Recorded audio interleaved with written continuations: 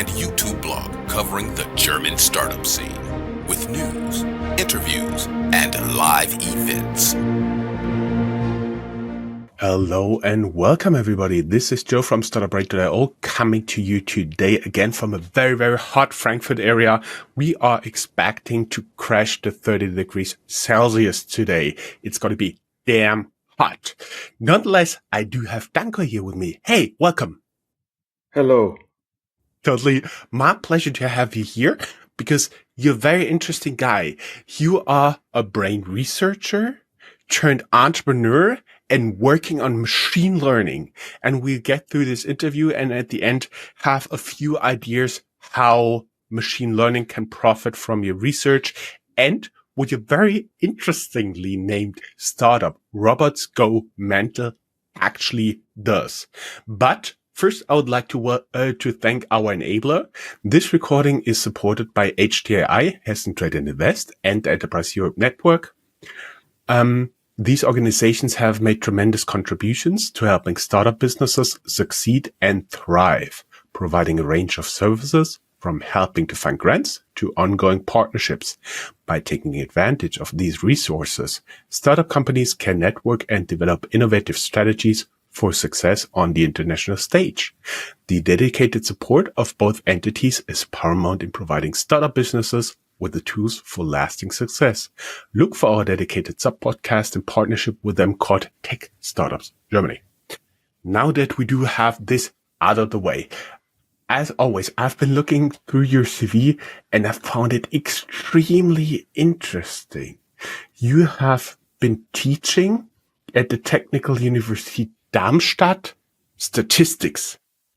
Yes. Nonetheless, it takes quite a special person to really love statistics and even teach them on university level. And we have to say Technical University is one of the top technical universities here in Germany, maybe even in Europe. So they don't take anyone as statistics teacher.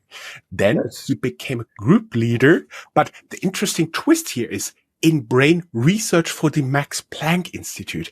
Can you take us along your journey, how you came from statistics to brain research? Because then it kind of makes sense how you ended up in machine learning and artificial intelligence. Yeah, gladly. So thank you very much for having me here. It's a pleasure to be here. So the story is a little bit different. So I was teaching it at TU Darmstadt only as a side gig when I was already at the Max Planck Institute. So it was happening in parallel. Right? But how I came to the brain research is a story that starts. Okay, let me get this straight. You've been at the same time a brain researcher and a statistics teacher? Yeah. Okay, because everything I think about brain research is always about biology, but apparently you can also apply pretty much statistics. Sorry to interrupt you, but it's quite uncommon. There is a lot of statistics in brain research. Trust me. Like when you get all this data, when you record all these brain signals, you have to know what to do with them. Right? You have like a bunch of numbers in your computer. And you have to analyze them. You have to understand them. There's lots of statistics. Believe me. Right? I was totally fine with all the statistics I've been taught in Germany and the US. Mental high five to Professor Owen from Midwestern State. By the way, he was the only one who made it really entertaining. Disclaimer: I've never attended your lessons. No, don't worry. And also, statistics is. In many ways, statistics is understood as a discipline that preceded machine learning. Right? So machine learning somehow built on top of statistical research, statistical analysis, inventions in statistics as well. Right? But that wasn't really my story. Right? My story was that I was first interested in artificial intelligence, like back then. Realize that artificial intelligence is struggling doesn't have a good solution. There is no good way of emulating human brain in a computer. And that's what triggered me to try to understand the brain. So I started with studying psychology, getting PhD in cognitive psychology. So kind of first understanding the brain at the level of behavior, and then say, okay, now I understand that kind of. Now let's go into the brain. Then I went to brain research. That's where I needed lots of statistics, and then after that, as I don't know if you mentioned, but then I went to industry, right? After some time at the Max Planck Institute. I would be curious, how was the interview with HR there? Because for everybody, we do have quite a vast audience in Europe, where Max Planck Institution should be pretty well known. But for all the thousands of people listening from abroad, Max Planck Institutes are one of the premier basic research institutions in Germany. So you simply can't tell, I go there, you have to do your undergraduate studies, your graduate studies, your PhD, and then do some impressive work that they will consider you. I do believe the vast majority of Nobel laureates in Germany is associated with the Max Planck Institute. Totally, And then you go there to a lady who studied towards HR. And what did she ask you?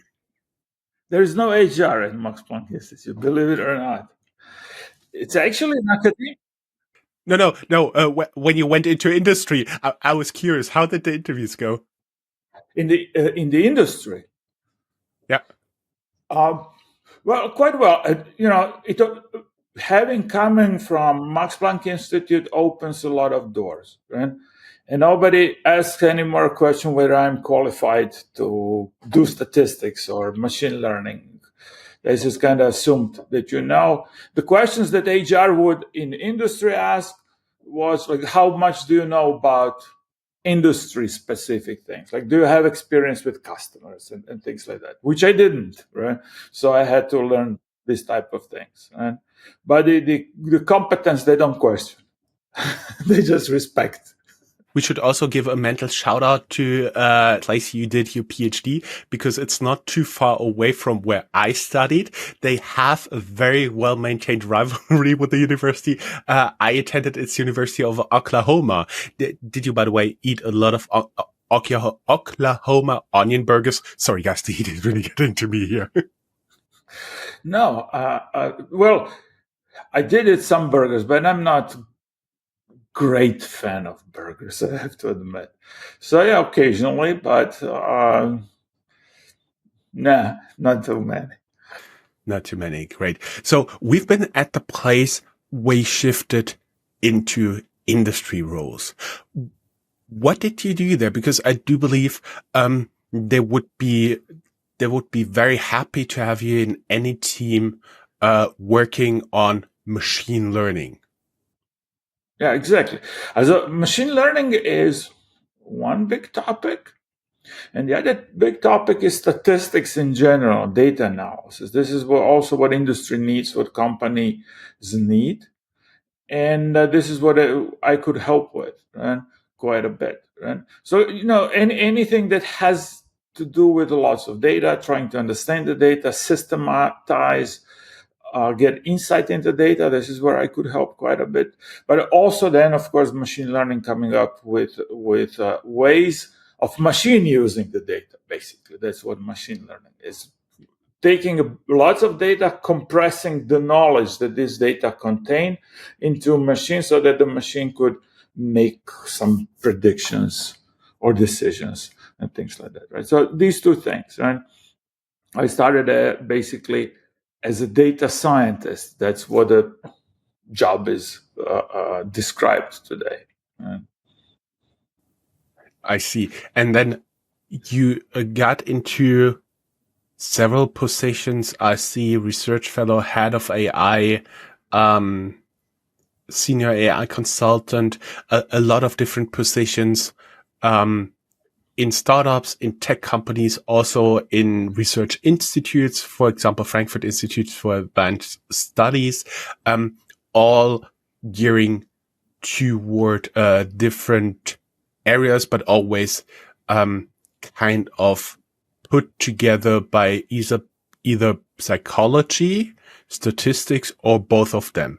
And then you started Robots Go Mental back in 2016 here in lovely Frankfurt. But first, how did you get the name? I was looking for a cool name. And there were a couple of companies that I ran into, and I thought, they have a cool name. I would like to have a company with such a cool name, right? One of them was, what was it called? Incredible Machines.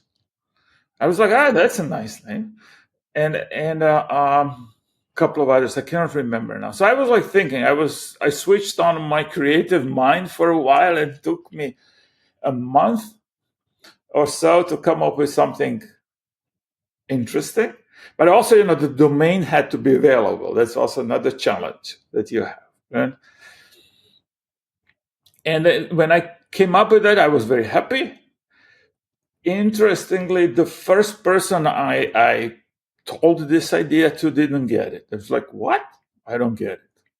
So not everyone finds the name interesting. You do, many people do. Maybe, I don't know, 50%, 60%. But other people some people just don't get it. So the idea. So it's a 50-50 job. Okay, and what do you guys are actually doing there? So we have developed a new machine learning algorithm, right, which was inspired by my understanding of how the brain works. Right? So if you compare the neural networks in computers and neural networks in the brains, human or animal, there's one big difference. Right? The brains in computer, once they are in production, once you train your neural network and you put it in production, you don't train it anymore. It's not allowed. And it's a really bad idea. Some people tried, and it always ended up with a disaster. And a famous example is when Google put one language model out and allowed it to learn while people interact with it. The model very quickly became racist and had all sorts of bad behavior because people provoked it. People knew it's going to learn, so they actually intentionally trained it, gave it bad things, because that's what humans do. And the model was helpless. Yeah, it became human, right? That's what being human. It provoke everything. You try to break things, and the model was helpless against mean humans. And today you don't do it. You don't do it anymore, right? That's even legally forbidden for autonomous driving machines to have training while the car is driving for similar reasons. Right? Now, mathematically, I can explain to you statistically, mathematically, why this is the case, but let's skip this part. Let me just tell you that we solve this problem. Right? Because human brain is not like that. A human brain can learn. We learn as we go, and it's not a total disaster. We're not perfect, but it's not such a disaster.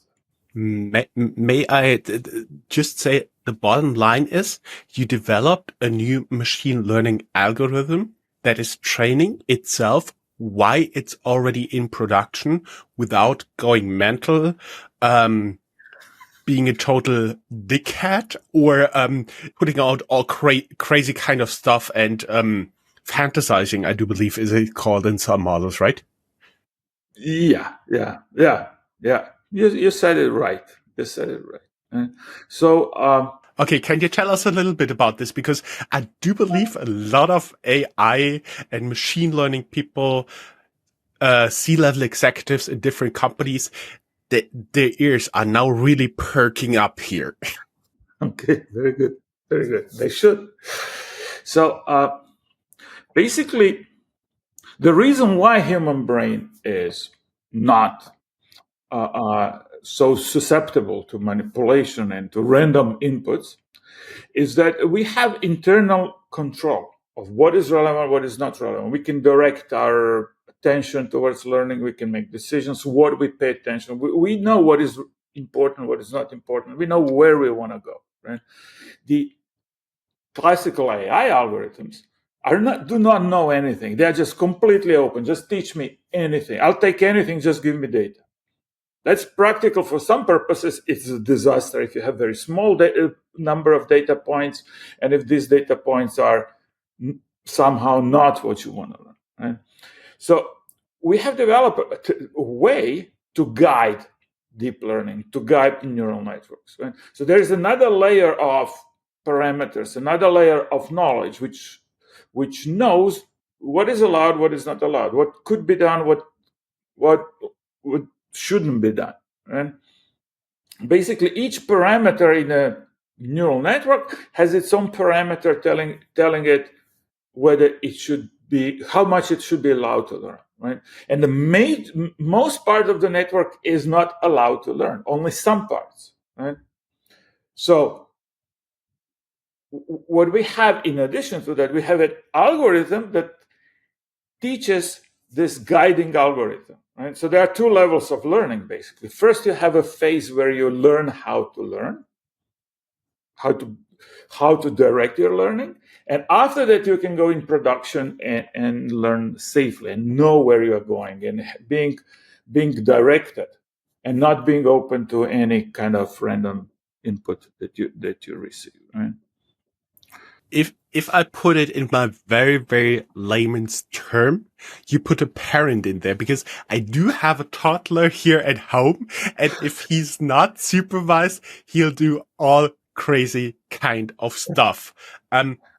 Not to mention, he has like a little shopping cart, in which he sat backwards brushing his teeth or stuff like this. And this is just the tip of the iceberg. So basically, you develop kind of a parental algorithms for toddler AIs. Is it something like that? It's whatever is left in us after we have been parented, right? So, like, you get parented, but then after that you internalize these rules, and you're like, you don't do this. No, that's a no, right? So these internalized things we give to the network, right? Yes, that's correct, right? I have one question before we proceed. Would it be possible that because a lot of people, this is not necessarily like a coding deep tech podcast per se. We try to keep it on a very Barney level. Could you, before we proceed, kind of split a little bit for us what you mean by talking about AI, machine learning, and deep learning, because they're not necessarily all the same, even though people use them interchangeably. Yeah. Okay. So machine learning is a discipline on how to make machines learn something. And it's a very general discipline. There's lots of different algorithms, lots of different ways to make machine learning. Deep learning is one subset, is one set of algorithms. There are many more that are not deep learning, but deep learning is the most popular one. Everyone talks about deep learning. And the reason is is that deep learning is exactly open to learn anything. And you can expand the number of parameters. You can expand the amount of knowledge practically infinitely. And it will still keep learning. It can just take anything in itself. The price is that it requires lots of computation, lots of data, but it can learn anything. That's exactly the problem we needed to solve, right? Now, AI is a term that you refer to in a popular way in the resulting machine that you have built. Right? So you put some deep learning, some other machine learning algorithms, you put some other algorithms that are not machine learning and yet are AI algorithms. You put everything together, you pack it, you make an interface, now you have an AI. Right? So that's how I see it, how I understand it. A lot of people who are out there own companies, work for companies that would profit from a new AI teaching methodology. algorithm, like you said, when they can still learn when they're in production. The thing is, let us get a little bit through that by first telling what you are allowed to learn, what not, and maybe where you drew your knowledge from to do that. And then we could expand into where you think theoretically this could be applied, because my understanding is you develop the algorithm, but it's not broadly applied yet. Yeah, that's correct. Actually, the challenge we have right now is to find the right use cases. Right? So it's not the same. One step is to create great technology, and the other step is to find the great use cases for the great technology. And you can really be sure that you have a great technology, but still it takes time and it's still an effort to find the right use cases, to find the right market fit. And that's our challenge right now. And I think we have like lots of examples in other technologies as well. Like the first computers, people did not know how they will use it. They knew they have some amazing machine that can do so many different things, but how exactly it's going to be used, they didn't know back then, right? They didn't know that we are going to use it for word processing or Excel sheets, or it took time to invent those, right? Or computer games, and I don't know. Right? Similar happens here with large language models. We are still searching the right use cases, although we know we have some amazingly powerful machine there. So the same challenge robots go mental is facing right now. Find the right use cases. And we have identified several potential ones that we are working on, right? For example, a car that is adjusting its visual system constantly while it's driving. Like, for example, when you are driving on a sunny day and suddenly you enter a tunnel, the laws of visual shades, the lightning, and so on completely change suddenly, right? And what our human brain does, it adjusts. It takes a few seconds until you can see clearly when you enter a tunnel, right? The AI solutions that we have today, they don't adjust. They have no capability of adjusting, right? With our solution, it should be possible, right? Similar thing with when you have, say, conversation. When machine has a conversation with humans and has to listen to people's speech. Different people have different accents, right? And we adjust to accents, right? So when I start talking to you in the morning, like the first few sentences, you may not be really, it would be hard for you maybe to understand because I have a unique accent, right? Which comes from my Croatian language.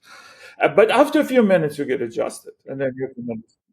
Oh, Danko, don't worry. Before 10 a.m., I barely understand anybody. I'm not a morning person. Okay. So, that's another use case, right?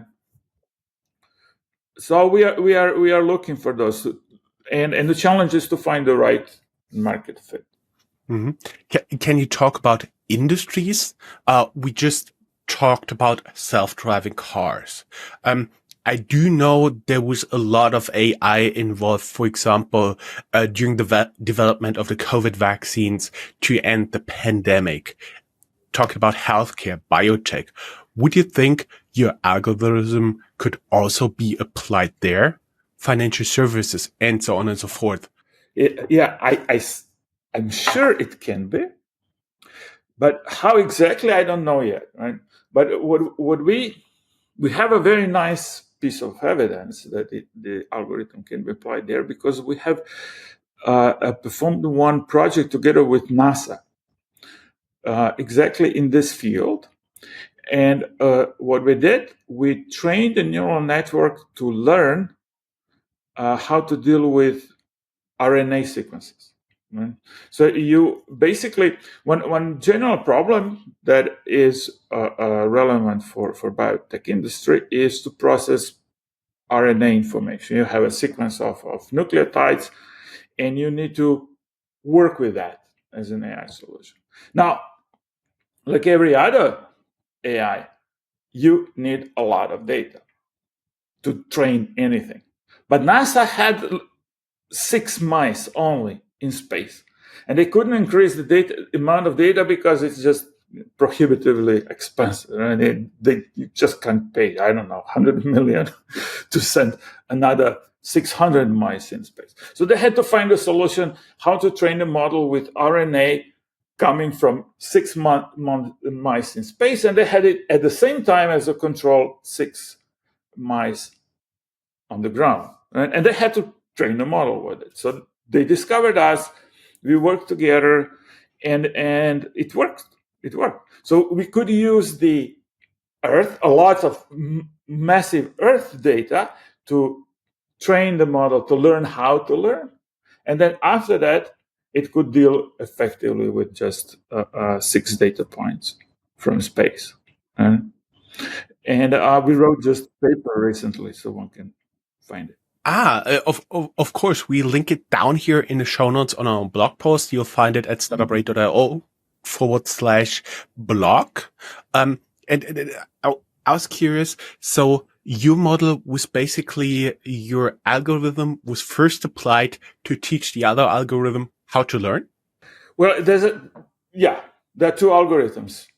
One algorithm that knows how to learn, but this one has to learn first. So there's an algorithm that teaches the second algorithm how to learn.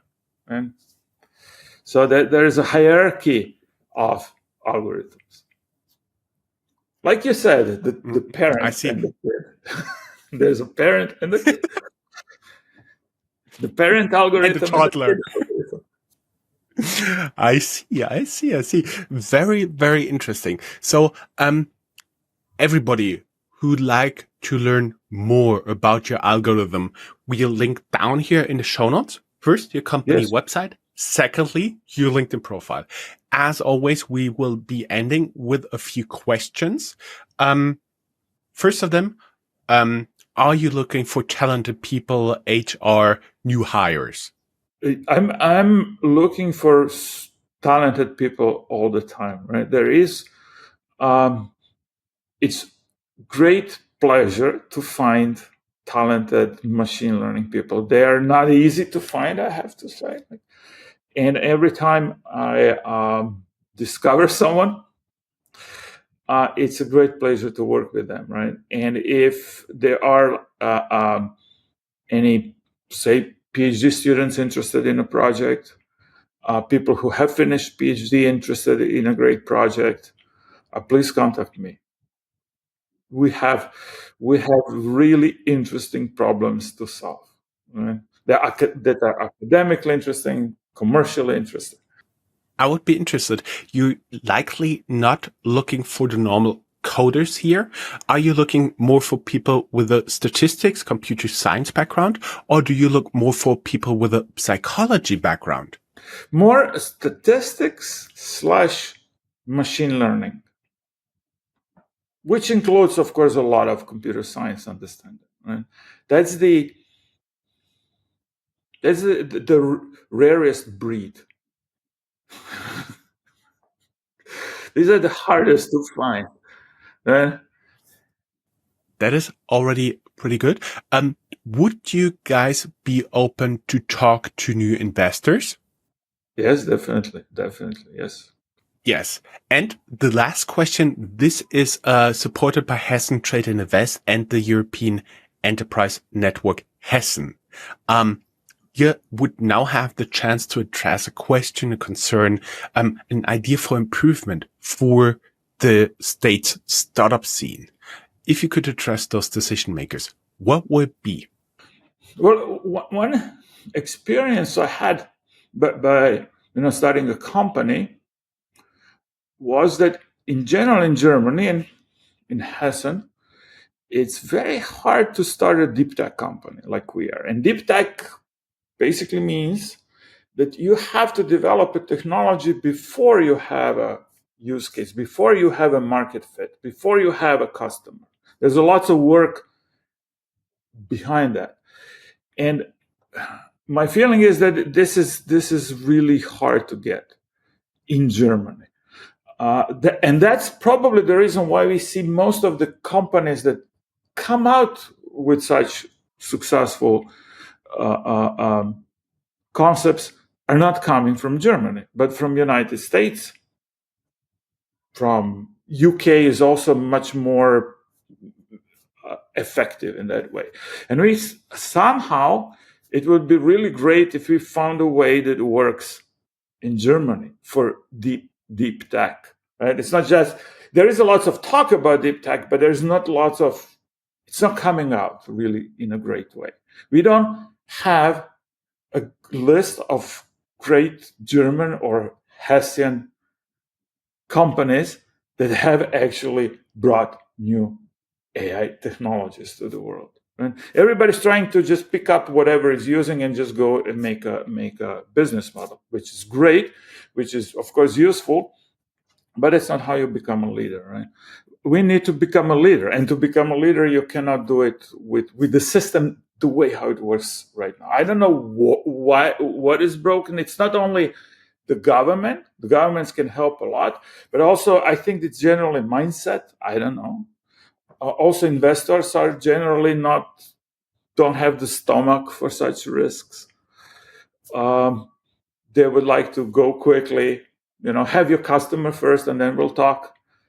And fine, reducing risk is fine.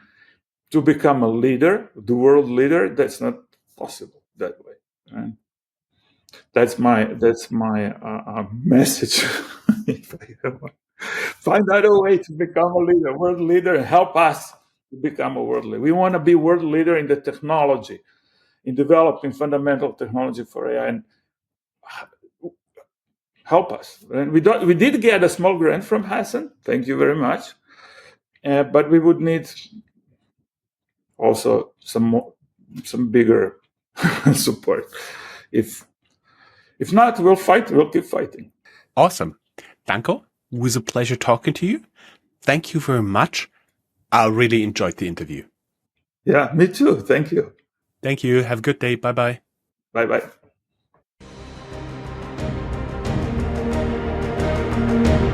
That's all, folks. Find more news, streams, events, and interviews at www.startuprad.io. Remember, sharing is caring.